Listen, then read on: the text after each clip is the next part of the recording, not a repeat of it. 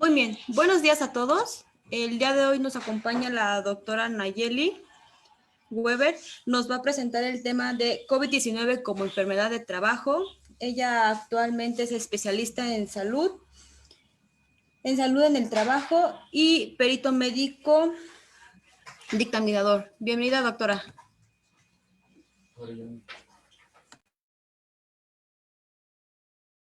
Me agarraste tomando mi cafecito, pero buenos días. Muchas gracias, Marisol. Sí, efectivamente, mucho tiempo estuve en empresa, ahora estoy en manera particular. Yo hice la especialización en medicina del trabajo y bueno, he tenido, me imagino que todos los que están escuchando y viendo, hemos tenido la oportunidad de trabajar en el ámbito público y en el ámbito privado. Y son dos formas de trabajo bastante diferentes porque estar de un lado implica ponerte en el papel del trabajador y en el papel del paciente o de la empresa o del sector público. Entonces, bueno, vamos a tocar el tema el día de hoy.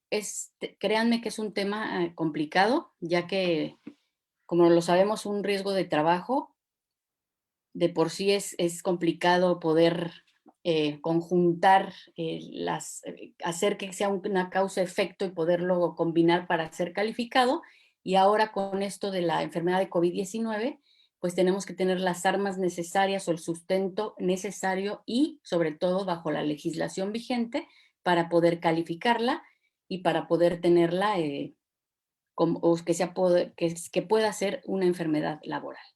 Muy bien, para iniciar, voy a pasar un pequeño video. Eh, yo sé que esta hora va a haber muchísimas preguntas, dudas. Yo con Marisol voy a dejar material, todo lo que presente, se los comento al final para que podamos iniciar y no tener menos tiempo. Muy bien, vamos a producir este video. Sí lo ven, ¿verdad? Sí.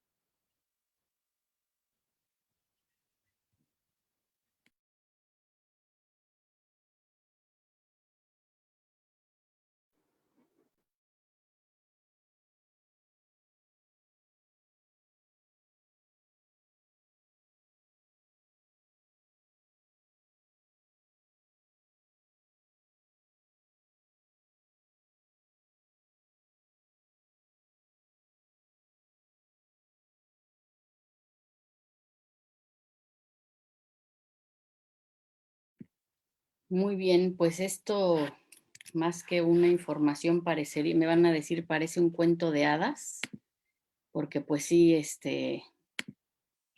imagínense que podamos hacer esta cultura para todos nuestros trabajadores y para todos los empleadores también. Quise pasarlo de inicio para darnos cuenta que a nivel internacional pues al ser una pandemia aplica para todos. Sin embargo, bueno, conocemos desde el año pasado todas las medidas sanitarias que se requieren para evitar el contagio del SARS-CoV-2 y de las nuevas cepas que vienen. Sin embargo, es difícil, y quise empezar con este video que es de una organización internacional, porque debemos de tomar desde ese punto todas las recomendaciones que necesitamos para evitar esto y aplicarlas en nuestros centros de trabajo. Muy bien, pues efectivamente, como lo comentó Marisol, el tema es COVID-19 como una enfermedad de trabajo. Y bueno, vamos a dar inicio, más o menos vamos a llevar este temario, que es los conceptos generales, que muchos ya conocen, el marco legal, los niveles de riesgo, cómo lo vamos a dividir, cómo vamos a identificar al personal que se encuentra en nuestro centro de trabajo, qué evolución de la enfermedad. Este es un punto bien importante en el punto número, voy a poner el indicador, a ver si se alcanza a ver aquí. Este punto número 4, la evolución de la enfermedad y las pruebas diagnósticas. Aquí voy a tocar, me voy a detener un poco más, ya que, como hemos visto en los diarios oficiales y demás, hacemos pruebas a tiempos que no son y pruebas que no están indicadas de acuerdo a la evolución de la enfermedad. Ahí voy a detenerme un poco cuando lleguemos a ese punto para poder explicarles y poder sustentar muy bien esa enfermedad de trabajo y que no la califiquen o no. Y también vamos a tener conclusiones. Muy bien. Entonces, déjenme quitar el puntero. Ok.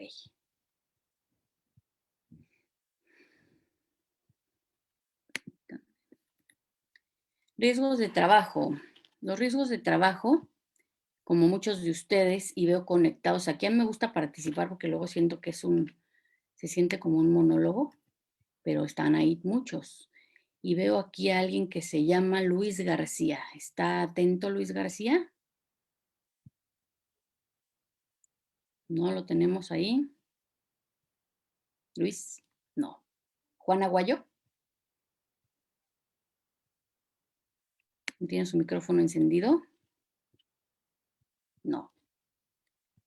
¿Quién tenemos ahí? O alguien voluntario que me ayude con las definiciones que conocemos, que son riesgos de trabajo y Sí, enfermedad nos de trabajo. comenta esta Stephanie Hernández, que ¿Sí? ella quiere participar. Sí. Perfecto, Stephanie. Bienvenida, por favor.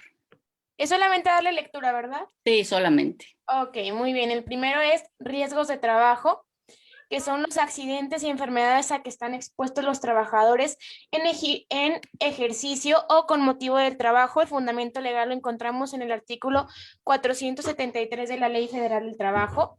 También tenemos la definición de enfermedad de trabajo. La enfermedad de trabajo es todo estado patológico derivado de la acción continuada de una causa que tenga su origen o motivo en el trabajo o en el medio. ¿Alguien apagó sus micrófonos? Se cerró el micrófono, Se ¿verdad? cerró el micrófono, así es. Ok, la enfermedad de trabajo, ¿sí le alcanzamos a escuchar o le vuelvo a dar lectura? Por favor, Stephanie.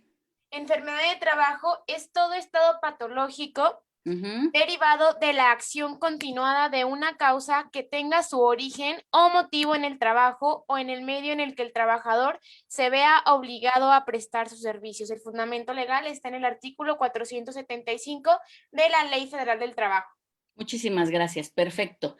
Esto lo hago, es un recordatorio, me imagino que la mayoría de los que estamos aquí somos médicos, ingenieros, algunos administrativos, recursos humanos, dueños de empresa, etcétera. Y los riesgos de trabajo, recordemos, como nos lo comentó efectivamente Stephanie, son enfermedad y accidente de trabajo. Y ahorita no nos vamos a enfocar tanto en esto, pero nosotros ya sabemos que son una enfermedad o un accidente. Y en este tema del día de hoy nos vamos a enfocar principalmente a lo que es una enfermedad de trabajo, que como ya lo leyeron, es una enfermedad, es todo estado patológico derivado de la acción continuada. Tiene que quedar muy clara la definición para que podamos entender y cómo vamos a darle este punto, enfocarlo y sea calificado o no lo que vamos a ver de COVID-19.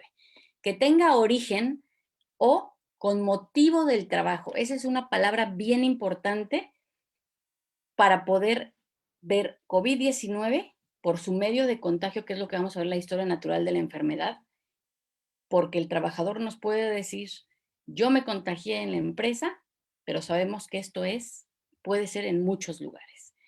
También dice, o en el medio en el que el trabajador se vea obligado a prestar sus servicios. Esto puede ser desde la entrada hasta que salga, su horario de trabajo. Ok.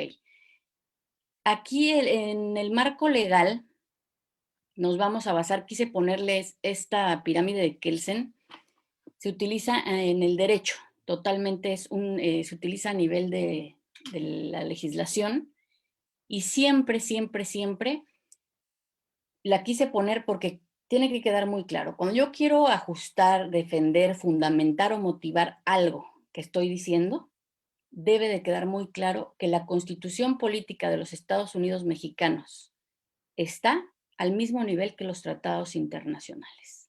Entonces, si yo quiero fundamentar algo, pero me voy hasta las leyes que ustedes pueden ver aquí en color azul y lo puedo fundamentar o alguien lo fundamenta por arriba, que sería la Constitución, ¿qué quiere decir para que me dé a entender más fácil? Número uno, en donde me debo de basar y es la mamá de las leyes, es la Constitución Política de los Estados Unidos Mexicanos. Sin embargo, también se fundamenta con los tratados internacionales. Entonces, si yo quiero basar o calificar mi enfermedad de trabajo a nivel de la Ley Federal del Trabajo o de algún decreto o de algún acuerdo que se publique en el Diario Oficial de la Federación, quedan por abajo. Lo ven ustedes ya en los colores verdes. Entonces, eso sí, tiene que quedar muy claro. Constitución, tratados internacionales. Me bajo a las leyes, que es la Ley Federal del Trabajo, la Ley General de Salud, etcétera, y después ya quedan todo lo demás en donde aplican los acuerdos, los decretos, las normas oficiales mexicanas, etcétera. Y por abajo, y también ahí tenemos los contratos internos, contratos colectivos, que ya aplican en la empresa. Sin embargo, si yo califico desde ahí, alguien me puede argumentar la Ley Federal del Trabajo, la de Salud o directamente a la Constitución Política o a los tratados internacionales. Eso tiene que quedar muy claro y en este slide efectivamente les quise poner los ejemplos de algunas de las instituciones o de algunas de las, más bien de las organizaciones internacionales que sí nos dan recomendaciones, son principalmente recomendaciones de cómo hacer, qué prevenir y demás, pero si México tiene el tratado firmado con el acuerdo internacional, aplica directamente y por arriba de la Ley Federal del Trabajo, que en este caso es lo que aplicaría para poder calificar con los artículos, también la ley del IMSS, del ISSSTE o de donde se encuentren. Más que de un contrato colectivo si es que es una empresa particular. Tenemos, por ejemplo, las ISOs, que ya las van a ver en otros temas o ya la vieron. No me voy a detener ahí. Tenemos la Organización Internacional, la OIT, tenemos los derechos humanos, tenemos las OSAS o las OSHAs, que son, ¿sabes? Como se expliquen. Tenemos muchísimas recomendaciones, la CDS, en donde podemos basarnos para las recomendaciones internacionales. Pero recuerden que estos tratados, si están firmados por México o están de acuerdo, aplican directamente con la Constitución Política de los Estados Unidos Mexicanos. Muy bien. Un ejemplo de ello, que es a nivel internacional, que es la CDS, que es por sus siglas en inglés, los Centros de Control para Prevención de Enfermedades, que para mí esa palabra es la principal. Si yo no tengo una prevención, una campaña de prevención que sé perfectamente lo que ustedes están pensando, las empresas prefieren gastar más cuando ya el niño está ahogado en evitar eso, a realizar campañas preventivas o de promoción a la salud. Y no solamente es la empresa, también los trabajadores aplican más en vez de evitar, cuando ya sucede, es cuando ellos aprenden. Y el punto medular, es a donde ahorraríamos dinero, donde se ahorraría muchísimo, sería en la cultura de prevención. ¿Cuánto nos falta para esto? Estar compartiendo programas y programas y programas a nivel internacional, nacional e internos, es muy difícil, pero sí se puede lograr. Y con que ustedes lo puedan aplicar en muchos trabajadores, si de esos 5 1 o 2 lo llevan a cabo, lo van a llevar a sus hogares y así se va a esparcir hasta que podamos lograr esa cultura de prevención. Entonces, bueno, regresando a la CDS, aquí tenemos, por ejemplo, todos estos, les comentaba en el inicio, todos estos documentos se los voy a hacer llegar a Marisol porque no puedo darle lectura ni puntualidad a cada uno de ellos. Créanme que son manuales completos, pero muy importantes y son a partir de la pandemia. Entonces, todo esto, lo que nos dice la CDS es a nivel de vacunas, preventivos, retorno laboral sano, qué equipo de protección personal debemos de utilizar y para cada puesto de trabajo. Es una información vasta y es una información muy importante y también por país. Recomendaciones, cuántos casos, cómo podemos hacer un cerco sanitario. Es muy, muy amplio este manual de la CDS que yo sí les invito a que le den lectura y puedan tomar lo que les funcione para aplicarlo en sus centros de trabajo. Y también tenemos las OSAs internacionales que nos aplican sobre el COVID-19, que son específicamente para trabajadores y empleadores. Entonces, bueno, aquí ya tenemos en esta lámina 2 manuales muy importantes que se los vamos a hacer llegar, donde podemos retomar muchas de las opciones que ellos nos dan, recomendaciones que están validadas por profesionales y que también, nosotros también somos profesionales, claro, no quiero decir que no, sin embargo, esto está validado a nivel internacional y son recomendaciones muy, muy importantes porque van de lo general a lo particular. Muy bien. Otra, Departamento del Trabajo de Administración de Seguridad y Salud Ocupacional, como lo pueden ver ahí, que es publicado en el año 2020. Es la ley de 1970. ¿Quién me apoyaría a leer textualmente, por favor, esta ley de 1970 sobre la seguridad y salud ocupacional? Yo con gusto. Gracias, Héctor. Departamento del Trabajo de Administración de Seguridad y Salud Ocupacional, OSHA 3992-03-2020. Ley del 1970 sobre seguridad y salud ocupacional para garantizar unas condiciones de trabajo seguras y salubres para los trabajadores y trabajadoras, autorizando el cumplimiento de las normas formuladas al amparo de la ley, ayudando y alertando a los estados en sus esfuerzos por garantizar condiciones de trabajo seguras y saludables, disponiendo investigación, información, educación y entrenamiento en materia de seguridad y salud ocupacional. Muchas gracias. Hasta ahí, perdón, tantito. Héctor, ¿eres médico de empresa? Sí, bueno, perfecto. No soy como tal. Bueno, pero eres médico. Sí. ¿Has trabajado en empresa? Sí, en algunas. Perfecto. ¿Tú crees que esto que leíste aplique para todos nosotros que apoyamos a la empresa, la investigación, la información, la educación, el entrenamiento para la salud ocupacional y la seguridad? ¿Ya lo hacemos? No, si de por sí le dice a alguien soy medicina ocupacional, dice, ¿y eso qué es? Exactamente. Y algunas empresas internacionales que ya lo llevan a cabo, sus programas efectivamente son eso. Y no están enfocados, bueno, los que nos dedicamos lo tratamos de acomodar o de más bien de especializar a México. Sin embargo, se lo presentas al jefe del departamento y ¿qué sucede, Héctor? Tu programa muy especializado desde la OIT, la CDS, la OMS, todo. Y tú le dices, aquí está mi programa prevención, todo investigado en materia de salud ocupacional para el año. Quiero hacer esto, esto y esto. ¿Qué te diría un jefe, alguien de recursos humanos o el gerente que es el que va a poner el presupuesto? ¿Cuánto me va a salir esto o cuánto me vas a cobrar? Exactamente. Esa es la dificultad que tenemos nosotros cuando hacemos una propuesta a los altos mandos y desde dónde aquí viene la propuesta. Debe de ser de arriba hacia abajo.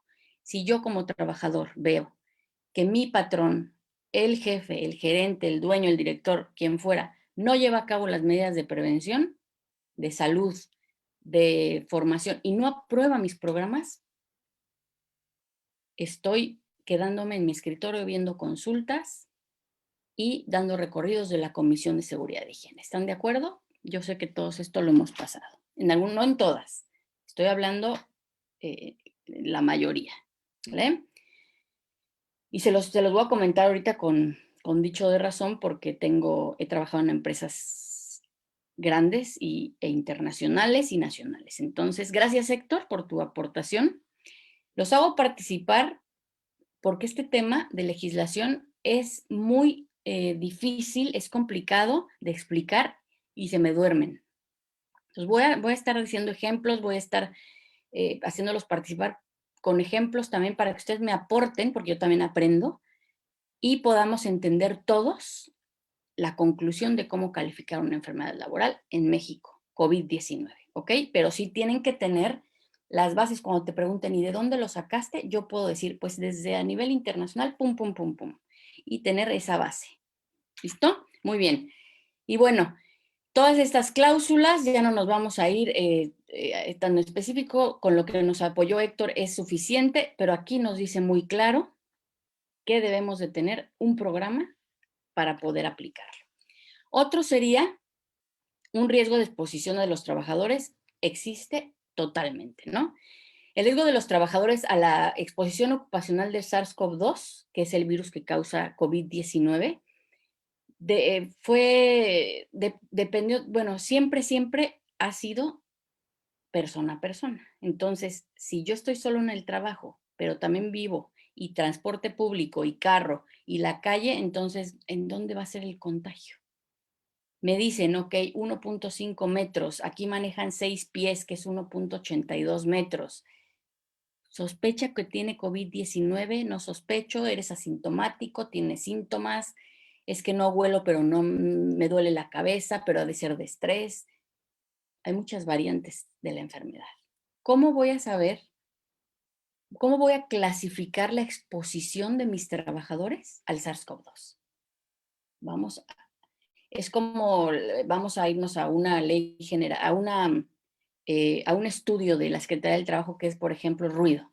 Pues llego, tomo las medidas, veo cuántos decibeles en el área de trabajo y puedo hacer mis medidas de prevención específicas para poder disminuir los riesgos con equipo de protección personal, dependiendo del puesto de trabajo, y ustedes ya saben eso. Muy bien. Pero, ¿cómo voy a determinar la exposición al SARS-CoV-2?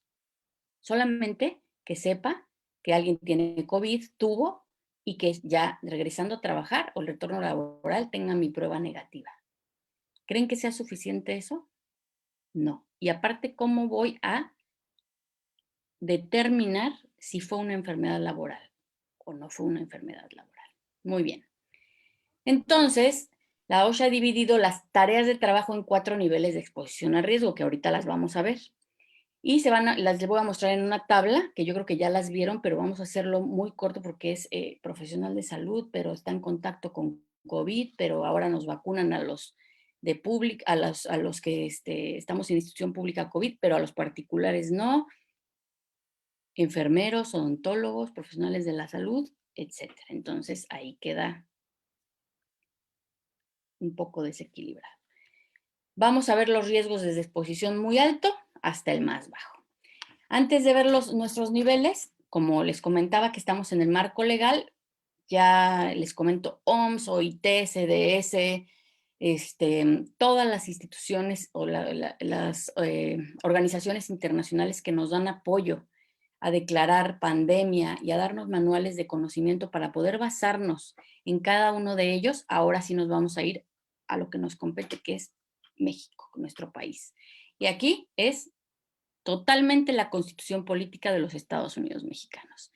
Y el artículo principal va a ser el 123, en su fracción 19. Dice, los empresarios serán responsables de los accidentes de trabajo y de las enfermedades profesionales de los trabajadores, sufridas con motivo o ejercicio de la profesión o trabajo que ejecuten.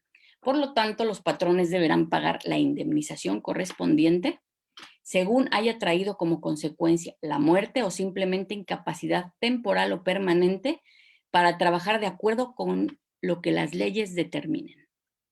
Esta responsabilidad subsistirá aún el caso en el que el patrón contrate al trabajador por un intermediario. Aquí recuerden que hubo una reforma de ley. la reforma de ley de las outsourcing. Sin embargo, una outsourcing, si no se reforma la Constitución, la ley no está sobre la Constitución política. Ese es otro punto, pero después lo podemos platicar. Porque aquí es importante saber si la reforma es a la ley, no aplica a la Constitución porque está sobre de ella, ya lo habíamos comentado.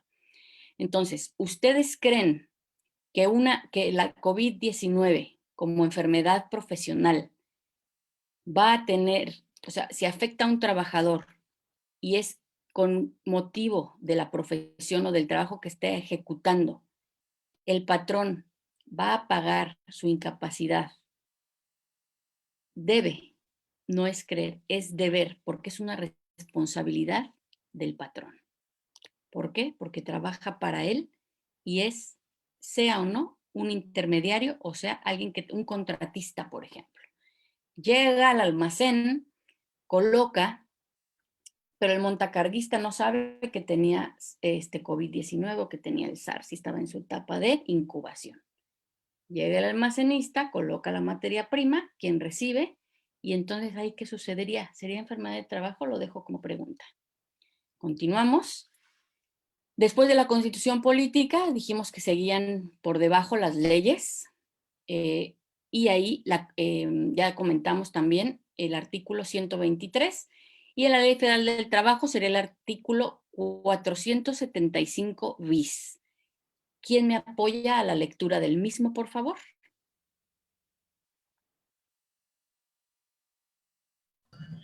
Ley Federal del Trabajo, artículo 475 bis. El patrón estará obligado a observar, de acuerdo con la naturaleza de su negociación, los preceptos legales sobre higiene y seguridad en las instalaciones de su establecimiento y adoptar las medidas adecuadas para prevenir accidentes en el uso de las máquinas, instrumentos y materiales de trabajo, así como organizar de tal manera que resulte la mayor garantía para la salud y la vida de los trabajadores y del producto de la concepción cuando se trate de mujeres embarazadas. Muchas gracias, Alberto. ¿Me podrías apoyar con darme 2 ejemplos de equipo de protección personal para evitar el contagio de SARS-CoV-2? El uso de caretas, el uso de mascarilla, la recomendable, la quirúrgica, por la que se utiliza normalmente cuando atendemos primeros respondientes, la NK95. Exacto, primer respondiente. ¿Y para un trabajador, por ejemplo, de una línea de producción de alimentos? Para una línea de producción de alimentos utilizaríamos cubrebocas, y ya sea que utilicen gogles o caretas. Ok, entonces vamos, muchas gracias, Alberto. Dime.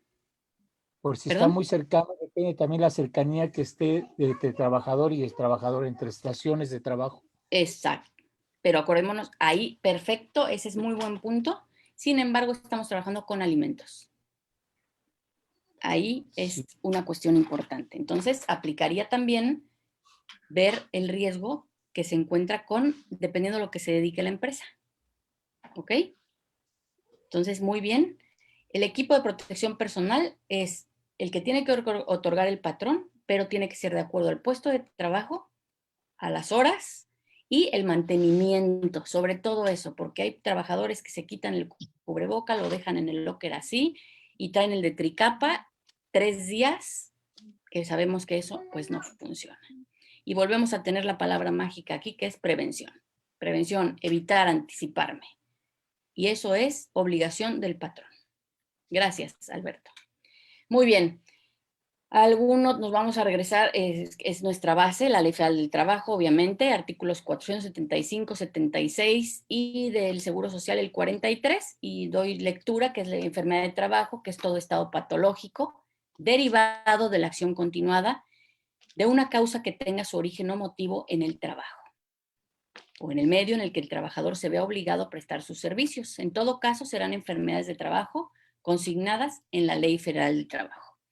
Ahorita vamos a ver, porque hay una tabla en cuáles se encuentran, pero pues COVID-19, SARS-CoV-2, o sea, no se encuentran ahí, pero sí vamos a poder retomar los puntos que nos da nuestra Ley Federal del Trabajo en ese artículo específico que vamos a ver ahorita para poder calificar nuestra enfermedad laboral. Ahora, enfermedad de trabajo, pero como COVID-19, porque recordemos, ¿quién produce COVID-19? El SARS-CoV-2, que es el virus, pero la enfermedad es COVID-19. Entonces, ¿se considera enfermedad de trabajo? ¿Quién me apoya con la lectura de enfermedad de trabajo COVID-19, por favor? Si gustas yo. Ok, gracias. Dice enfermedad de trabajo COVID-19. Se considera enfermedad de trabajo si se demuestra que el trabajador estuvo expuesto en ejercicio o con motivo de su trabajo a alguna persona con coronavirus, SARS-CoV-2, COVID-19, posterior a protocolo de estudio. Cuando exista la duda razonable sobre el peso de la exposición, se podrá fundamentar con lo establecido en el artículo 18 de la Ley Federal del Trabajo. Muchas gracias. Aquí, ¿cómo voy a demostrar que estuvo expuesto el trabajador en su trabajo y no en otro lugar? ¿Cómo puedo demostrar y fundamentar lo establecido en el artículo 18? Muy bien. Han salido, aquí les puse varias imágenes. Está el Consejo de Salubridad General, tenemos las gacetas, tenemos las leyes del IMSS, los acuerdos, los decretos, que han salido cursos, estamos ya con lo internacional, etcétera. Todo esto nos dice algo.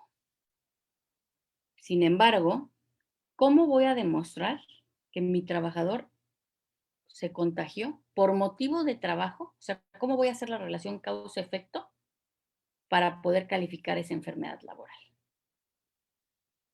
¿Alguien conoce el artículo 18 de la Ley Federal del Trabajo?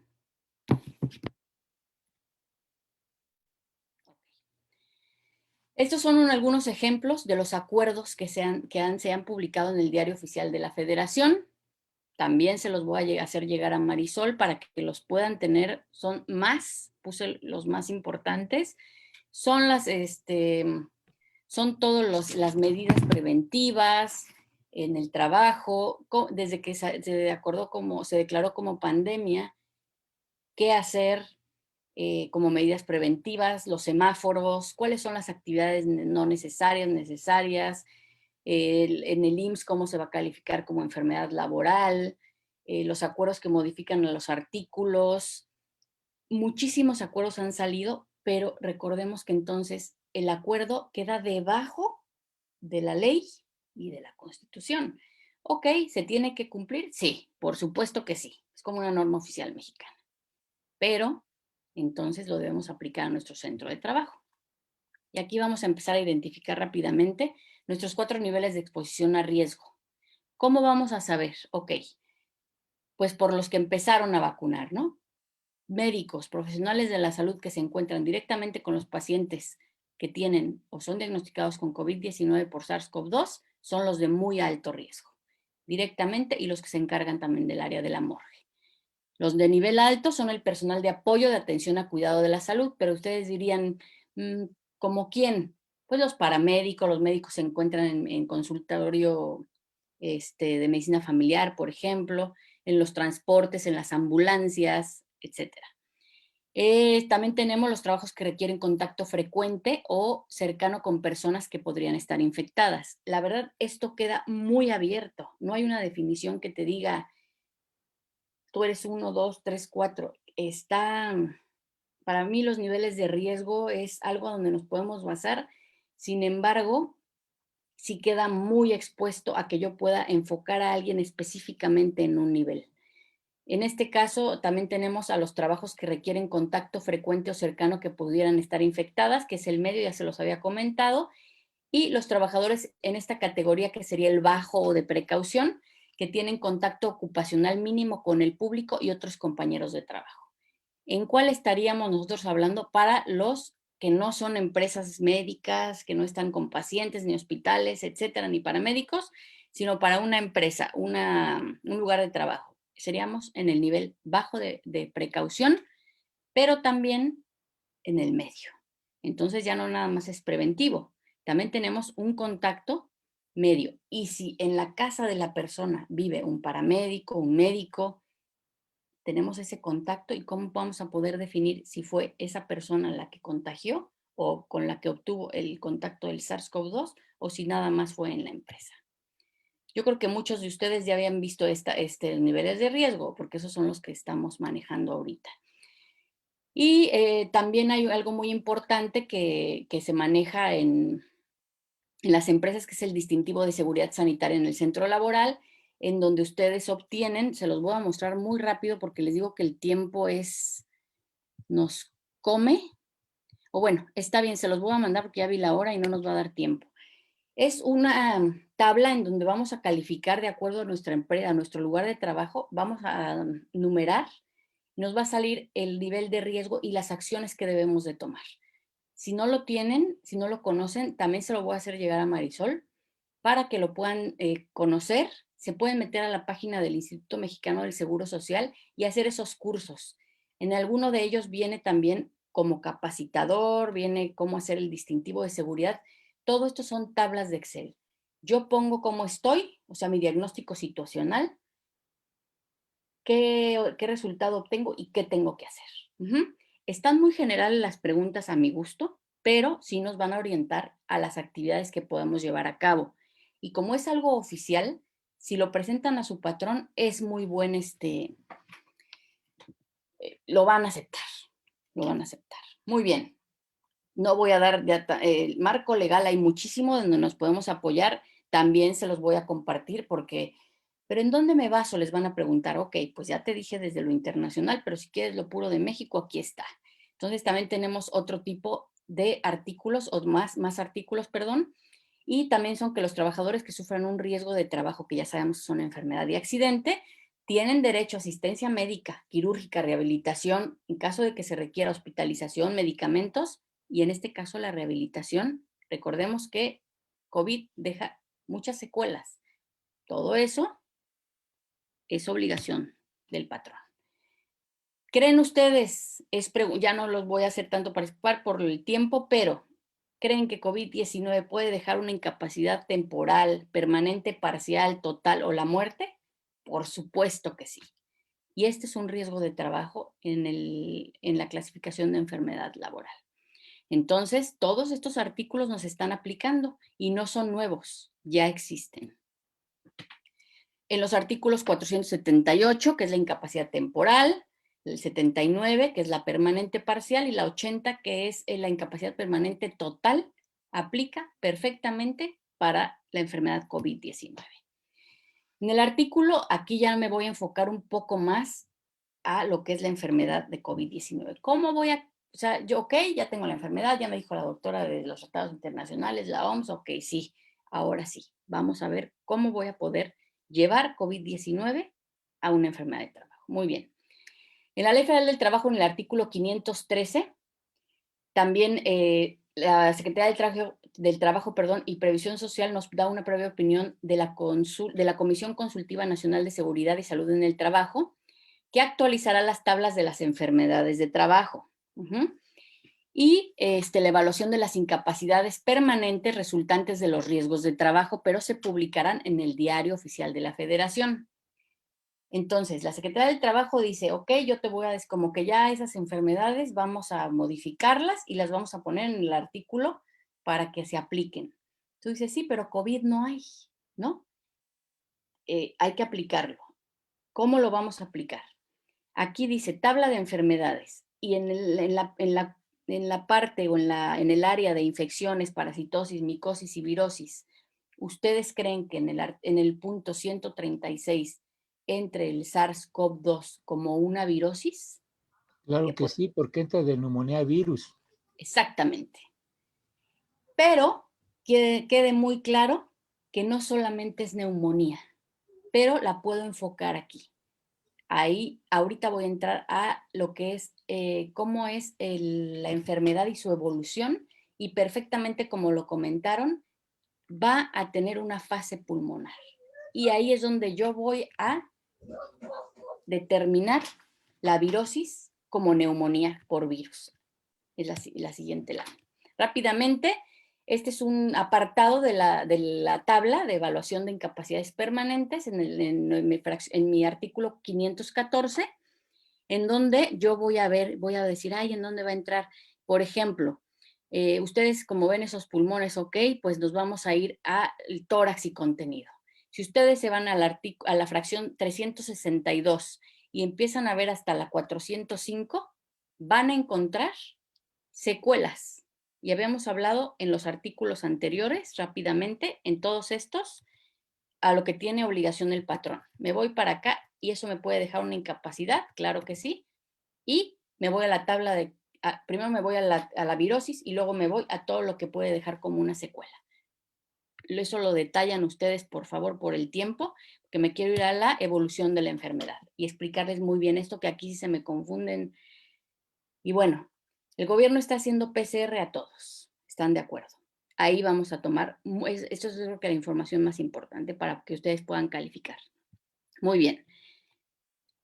Tenemos evolución de pruebas. Tenemos la PCR, que es vamos a hacer el exudado nasofaringeo o faringeo o nasal nada más, y tenemos, o sea, de antígenos y anticuerpos. Y también tenemos las serológicas, que es, ¿a qué hora la tengo que aplicar?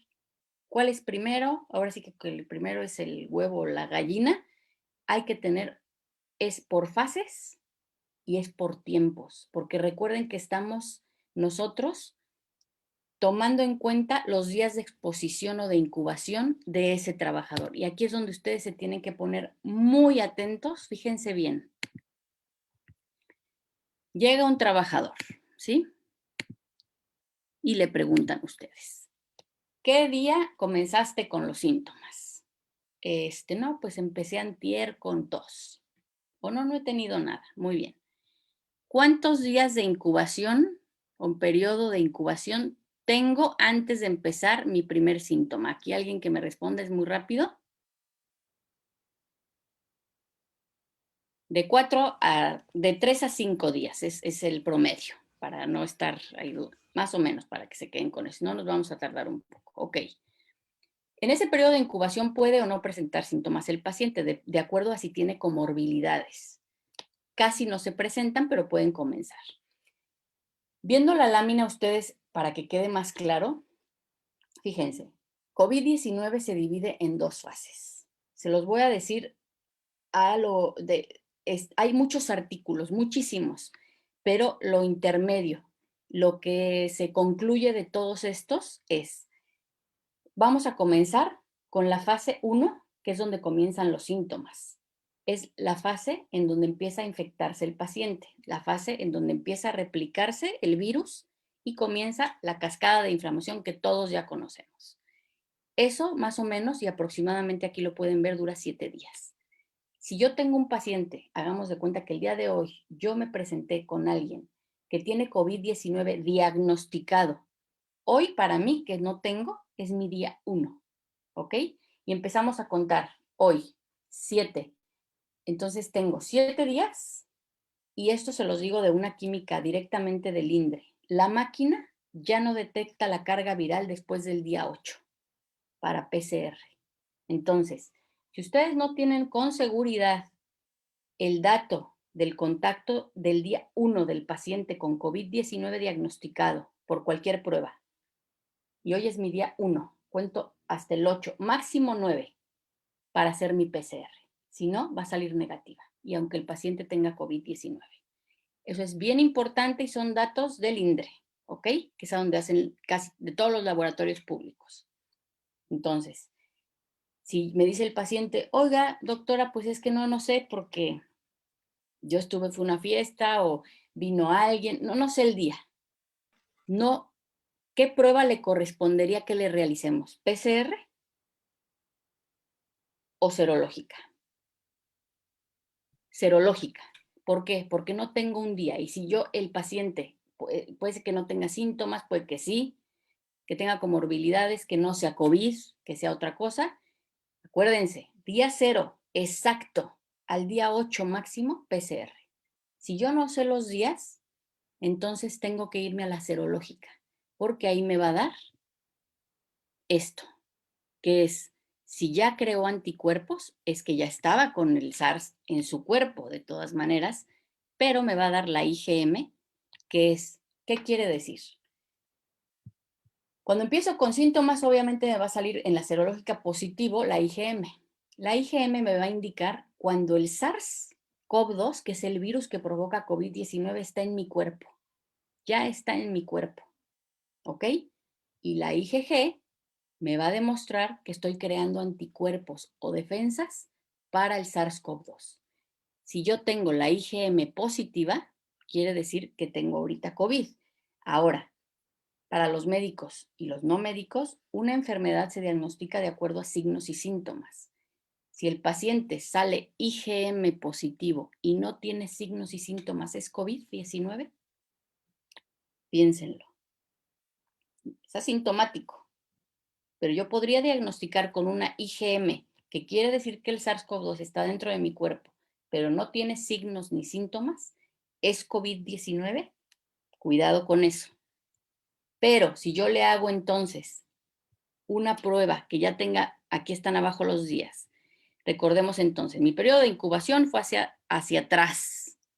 Pero si yo tengo mi día 0, hago mi PCR hasta el día, les dije todavía 9, pero es hasta 7 máximo.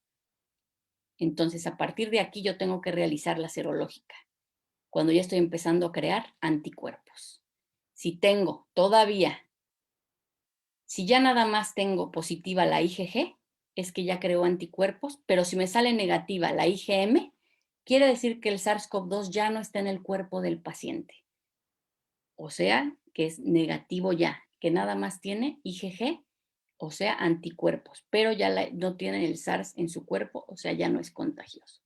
Esto quiere decir que si mi sistema inmunológico funcionó bien. Quiero que quede bien claro y voy a hacerlo muy rápido. Periodo de incubación. Yo no sé cuándo tuve contacto, ¿sí? Entonces, no tuve contacto y yo sigo ya hasta el día 7, 8, 9, 10, 11 y ya entonces no empiezo a oler, no la cabeza, todo. No realizo la prueba PCR porque me va a salir negativa si yo no tengo un día exacto. Muchos pacientes me han llegado con la prueba PCR negativa después de los 28 días. Va a salir negativa. Va a salir negativa porque la carga viral ya disminuyó. Ya disminuyó, fíjense en la curva. Aquí es cuando se detecta una PCR, ¿sí? Aquí. Si yo hago la prueba y no tengo el día 1 exacto, no voy a saber si es COVID o no. Me va a salir negativa. Por eso tengo que realizar esta prueba. Y hay ya en Gaceta, en Ciudad de México, hay para un número de trabajadores por cada 100, debe de hacerse cada semana un tipo de pruebas y a nivel internacional también se debe de hacer un tipo de pruebas a la semana. ¿Ok? Todos esos se los voy a enviar. Son muchos, es muchísima información. Muy bien. Ok, doctora, perdón que le Sí. interrumpa. Nos dice Daniela Maravillas. Sí. Yo tuve un colaborador que aún después de 3 meses seguía dando positivo a PCR. ¿A qué se debe esto? A la carga viral o al contagio que haya tenido con las personas. A veces nosotros estamos en un mismo contexto, en un mismo lugar. Y no, yo puedo ya no tener pasar mi evolución de la enfermedad, por ejemplo, aquí, ¿no? Pero con quien vivo, con quien trabajo, con quien estoy, empieza aquí.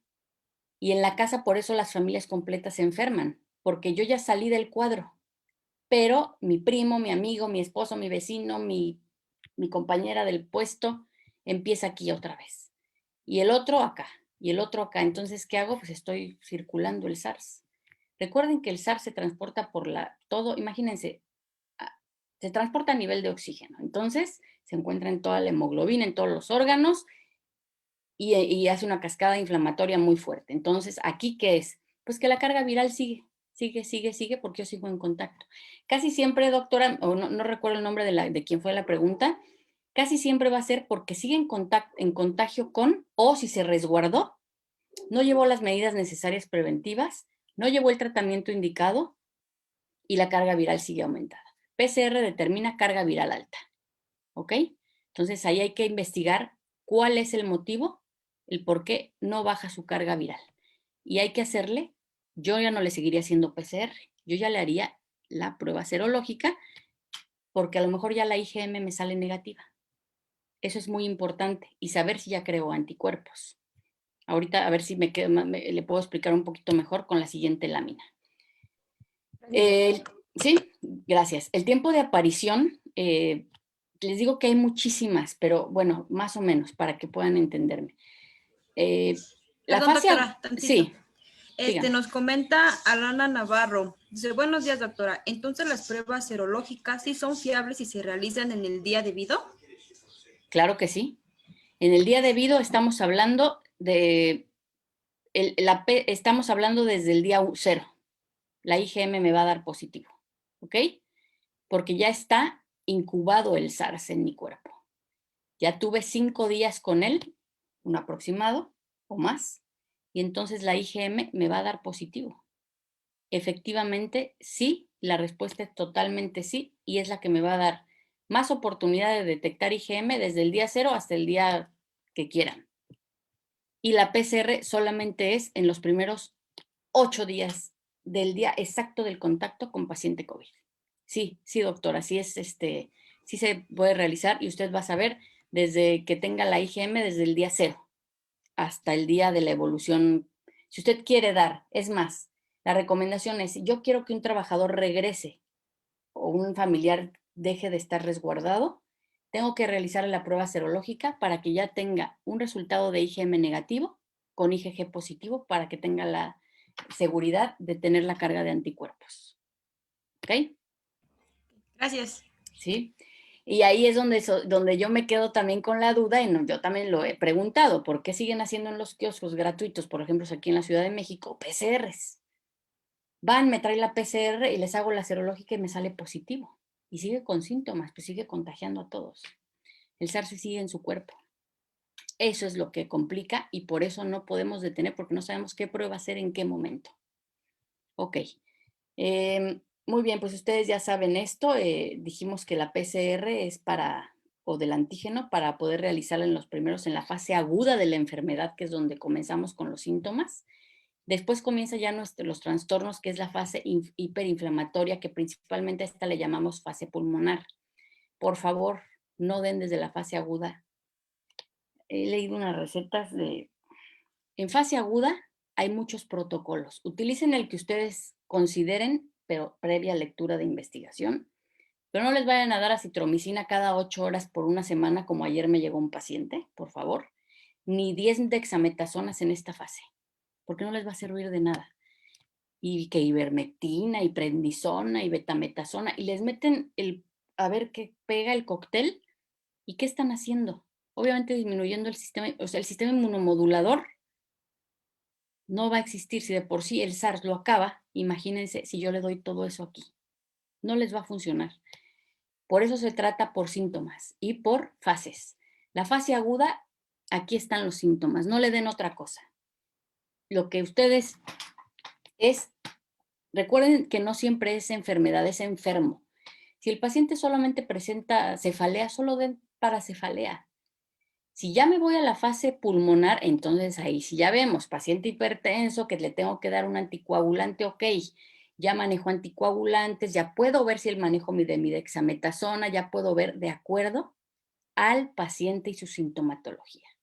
Si yo quiero hacer una fase preventiva, que sería por acá, tendría que actuar, y ya me voy a meter un poco de estrés oxidativo, que eso ya es una plática diferente y creo que me quedan ya casi nada.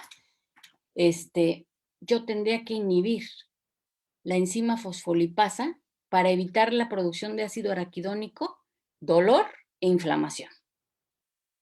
¿Cómo voy a inhibir eso? Hay muchas formas, pero no ataquen, porque si yo meto eso de acitromicina, insuficiencia renal. Si yo meto dexametasonas y el paciente es diabético, adiós, se va a ir, pero ¡fum!, debutan con diabetes, y si son diabéticos, al hospital. O sea, queremos meter todo lo que requieren en todas las fases, queremos meter todo el tratamiento en uno. ¡Fum! Órale. Adiós órganos blancos. Pacientes hipertensos se complican, acaban intubados a 20 litros por minuto. ¿Y saben lo que sucede? El paciente es mucho de, entre más oxígeno, yo respiro mejor. Falso. Recuerden, no subir más de 3 litros por minuto. 4 máximo. ¿Qué pasa? Daño neuronal. Cuidado con eso. Y también, ok, ya el paciente salió, mi fase aguda, mi fase pulmonar, ya las atendí, mi fase hiperinflamatoria, pero recuerden que también tenemos que tener un tratamiento al paciente, un tratamiento de rehabilitación COVID. ¿Secuela? Por supuesto. Ahí hay que tener, entonces, paciente es mi paciente y tengo que ver qué quedó mi paciente, con qué residual o con qué rehabilitación voy a realizar. Casi siempre es pulmonar o alguna otra fatiga, etcétera, para poder atenderlo. Aquí dice trastornos psicológicos. Yo nada más de dar la noticia de tiene COVID se me han desmayado en el consultorio. Desde ahí es una fase de ansiedad. Cuidado también con eso. Pacientes ansiosos saturan menos. Tengo pacientes que se les quita la ansiedad y estaban saturando en 80, 70 y tantos con la ansiedad así. Les quitamos la ansiedad y empiezan a saturar a mayor de 90, 95. Eso es muy importante también. Rápidamente, para terminar, tengo que confirmar mi caso. No puede ser sospechoso, tiene que ser confirmado el caso. Para que yo pueda tener un caso confirmado, es una persona que cumple con la definición operacional de caso sospechoso, que cuente con diagnóstico confirmado de COVID-19 por los laboratorios de salud pública. Por favor, digo, ya hay muchos más autorizados, háganlo donde ustedes consideren, pero tiene que ser un caso confirmado de COVID-19. El caso confirmado, hagan de cuentas, tienen ustedes 10 trabajadores en esa área. Confirmo el caso, ¿qué tengo que hacer rápido? Es un cerco sanitario. Muchas empresas aíslan a ese solo trabajador, pero hay que hacerle pruebas a los demás. Y como no sabemos qué día es, como lo preguntaba la doctora, tiene que ser serológica. Bueno, si sabemos que es el día 1, sí. Discúlpame, pero ¿sabes qué? Que ya estamos en el tiempo. Lo que te quiero sugerir, si estás de acuerdo, es que, es más, nos lo están pidiendo que nos ayudes con tu presencia a las 2 de la tarde en la mesa redonda, donde podemos pues tener un poquito más de tiempo. ¿Qué te parece? Fíjate que justo le comentaba eso a Marisol, el día de hoy no puedo estar en la mesa redonda, sin embargo, si gustan que demos otra plática en otro día, con mucho gusto nos ponemos de acuerdo. A las 2 de la tarde sí se me hace imposible, pero con mucho gusto podemos para concluir la plática. Y una disculpa, doctora, la verdad es que ha interesado mucho este tema. Además, la manera en que lo explicas pues es bastante atractiva. Pues te quiero dar las gracias y disculpa la interrupción, pero ya tenemos al otro el otro ponente ya listo para entrar. Claro que sí, me parece perfecto. Pues muchas gracias. Las dudas que tengan, ya nada más por favor háganselas llegar a Pricon y la trataré de comentar, y cualquier duda, bueno, pues ya les iba a decir de más. Hagan sus verificaciones, sus pruebas a tiempo, hagan sus medidas sanitarias, sus cercos sanitarios, hagan las pruebas en tiempo, detecten a tiempo y hay que realizar lo que nos indica la legislación vigente. Muchísimas gracias por su tiempo y estoy para servirles. Gracias a ustedes. Gracias, doctora. No, gracias. Un fuerte abrazo y un aplauso para la doctora. Gracias. Hasta luego.